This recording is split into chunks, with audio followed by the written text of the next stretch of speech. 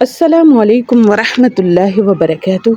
آج ہم جانیں گے کہ اللہ کے پاس ہماری سفارش قرآن اور روزہ کس طرح کریں گے اور ان کی دعا کیسے قبول کی جائے گی۔ آئیے حدیث پڑھنے سے پہلے درود پڑھتے ہیں مل کر۔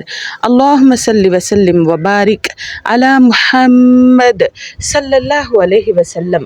شہر رمضان، قال صلی اللہ علیہ وسلم الصیام والقرآن یشفعان للعبد یوم القیامہ یقول الصیام ای ربی انی منعته الطعام والشہوات بالنہار فشفعنی فیہ یقول القرآن رب منعته النوم باللیل فشفعنی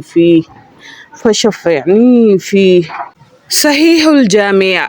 ترجمہ: نبی صلی اللہ علیہ وآلہ وسلم نے ارشاد فرمایا، روزہ اور قرآن دونوں بندے کے لیے قیامت کے دن اللہ پاک سے سفارش کریں گے۔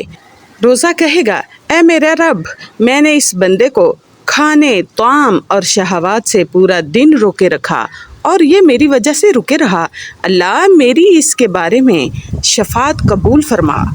تو پھر قرآن کہے گا، اے میرے رب، میں نے اس کو سونے سے پوری رات روکے رکھا یا پھر قیام اللیل میں روکے رکھا، تو میری اس کے بارے میں سفارش قبول کیجیے۔ تو ان دونوں کی اس بندے کے لیے سفارش قبول کی جائے گی اور ان دونوں کی سفارش سے یہ بندہ جنت میں جا سکتا ہے، جنت میں جائے گا۔